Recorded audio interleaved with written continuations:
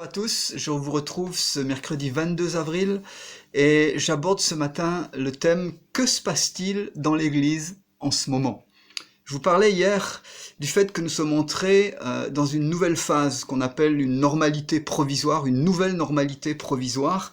Et ce que nous devons observer, c'est que l'Église est en train de fondamentalement changer, tout simplement parce que vous et moi, nous changeons. Permettez-moi ce matin d'insister sur 4 tendances, parmi d'autres, que je vois émerger dans la vie des chrétiens, dans la vie des églises, depuis 2 mois maintenant que cette crise Covid-19 a commencé dans notre pays.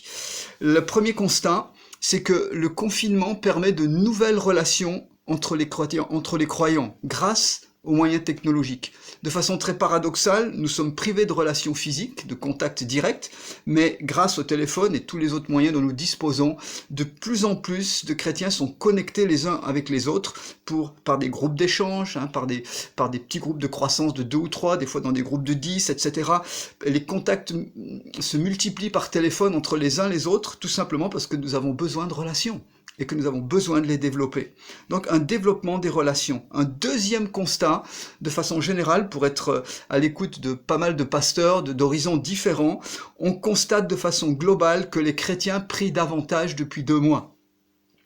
Grâce aux réunions et aux moments de prière mis en place, encore une fois, sur l'ordinateur, sur Internet, par groupe WhatsApp et autres, à différents moments de la semaine, qu'est-ce que nous constatons?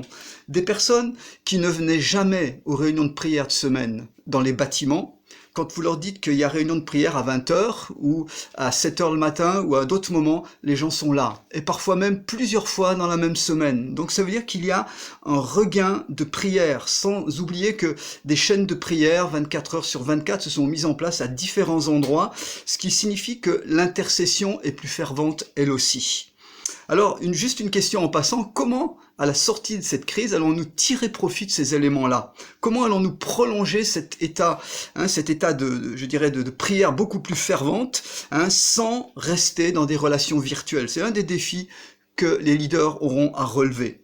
Troisième changement, troisième tendance, et je vais insister un peu plus là-dessus, j'allais dire que c'est un changement théologique. Le fléau du Covid-19, nous amène à une plus grande proximité avec le Seigneur, ce qui est bon, et donc à approfondir notre compréhension de qui il est. Permettez-moi de m'expliquer là-dessus. Les anciennes générations, dont je suis, nous avons été marqués généralement par une éducation traditionnelle et une morale ambiante encore assez rigide à l'époque. Et je dois le dire, nous avons grandi, je dis bien majoritairement, c'est une tendance, avec la notion d'un Dieu saint, assez distant, qui inspirait d'abord la crainte, et je dirais un père, certes, mais plutôt un juge, parfois même un père fouettard. C'était la notion générale. Et puis, les générations suivantes, et les anciens ont retrouvé ça aussi, ont découvert l'amour du Père et la grâce d'une façon beaucoup plus intense, la passion pour Jésus, l'intimité. Et puis, il y a eu un mélange aussi avec certaines notions très postmodernes d'un Dieu sentimental, parfois romantique, hyper tolérant, un Jésus cool, copain, fun, un Dieu parfois papa gâteau.